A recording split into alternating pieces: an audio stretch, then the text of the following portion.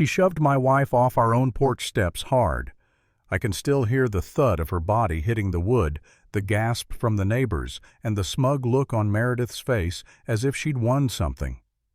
3 minutes later, though, the smugness disappeared when the rumble of 5 military convoys filled the street and rolled right into our perfect little cul-de-sac. That was the moment the so-called queen of our HOA realized she wasn't untouchable anymore. I never thought my life would end up looking like this. When my wife Jessica and I moved into Willow Creek, we thought we'd found the reward for decades of long shifts, overtime, and endless bills. A house with a porch where we could finally sit in peace streets that looked like something out of a real estate brochure, neighbors waving politely as if the world was genuinely as kind as those glossy photos suggested. We paid our dues on time, mowed the lawn to the HOA's exact specifications, kept our hedges trimmed to the inch, and followed every rule down to the letter. I thought if we did everything right, life here would stay calm.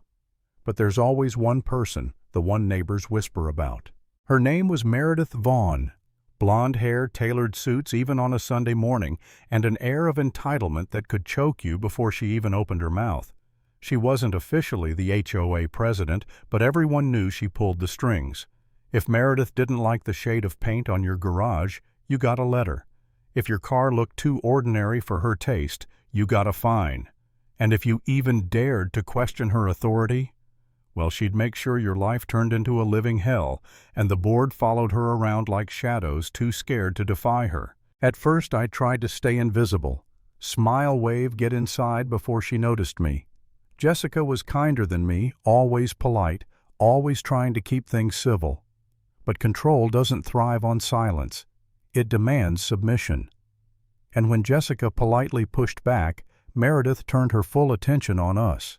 The first letter claimed our rose bushes were planted 3 inches off the property line.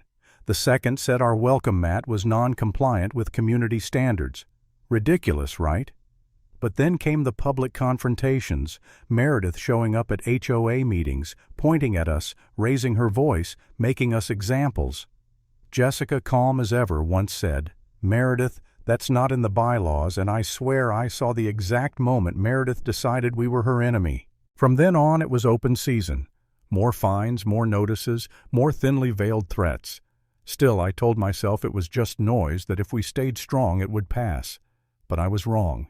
It built and built until the day it exploded. That afternoon, the sun was warm, the street quiet.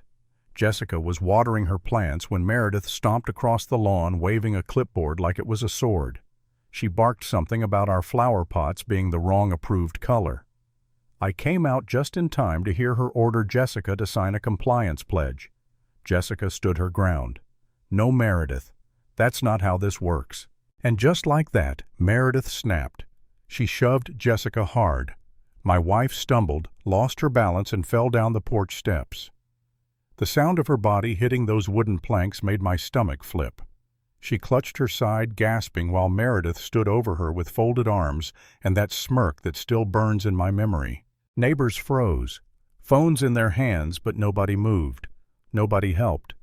A couple of them looked away ashamed, but too afraid to act. And the HOA president, the official one, wandered up muttering something about handling disputes civilly. Civilly. My wife had just been assaulted on our own porch, and he wanted to talk about civility. In that moment I felt useless, helpless. My mind spun, maybe we should just sell the house. Maybe Meredith was right and we didn't belong here. Was I stupid for thinking we could fight an entire HOA machine? That creeping thought, we can't win, it nearly broke me. But then I looked at Jessica. Even in pain, she wasn't panicking. She wasn't crying. She was steady, focused. Because before she was my wife, before Willow Creek, Jessica had spent 15 years as a military nurse serving in war zones most people only read about in headlines. She had stood beside soldiers under fire-patched wounds in the middle of chaos and carried scars both visible and invisible from those years. And she hadn't done it alone. She had built bonds, lifelong bonds with people who didn't just walk away when things got tough. So instead of calling 911, Jessica pulled her phone and dialed a private number. One I had almost forgotten she had. She whispered a few words and hung up. No drama, no begging, no panic, just trust. The minutes that followed were the longest of my life. Meredith was pacing our porch yelling about community standards like pushing my wife down the steps was just another rule enforcement. She sneered. "No one will believe you. Everyone knows the board stands with me." And judging from the silence of our neighbors, she almost sounded right. I felt rage boiling in my chest, but also despair. Maybe she'd buried us completely. Then it started. Low at first, a rumble that shook the windows, growing louder, heavier, until the entire cul-de-sac vibrated. People stepped outside, confused. Meredith stopped mid-rant, frowning. And then 5 military convoys turned the corner and rolled straight into Willow Creek. The sight was surreal. Armored vehicles grinding across perfectly manicured pavement uniforms, glinting behind tinted glass boots, hitting the asphalt in rhythm as the convoy stopped right in front of my house. The entire street transformed in seconds from a picture-perfect suburb into something that looked like a forward operating base. 2 medics leapt out, rushing to Jessica with the kind of calm precision that comes only from experience. They lifted her gently, checked her vitals, and treated her side with practiced hands. Meredith. She froze. The smirk evaporated. Her kingdom, her stage had just been invaded by a kind of authority she couldn't bully, couldn't manipulate, couldn't fine. And then came the commanding officer. He didn't shout. He didn't need to. His presence alone carried a weight that silenced the street. He looked at Jessica, then at Meredith, and said firmly, "This isn't a dispute. This is assault." His words cut through the air like a blade. Neighbors who had been silent for years suddenly found their voices. One after another they spoke up. "I saw her push. She's been harassing them for months. We've all been afraid." The floodgates opened. Years of whispered complaints finally spilling out because real authority was standing right there to listen. Meredith tried to backpedal. It was a misunderstanding. She tripped. "I didn't mean—" Her voice shook thin, desperate. But the evidence was right there.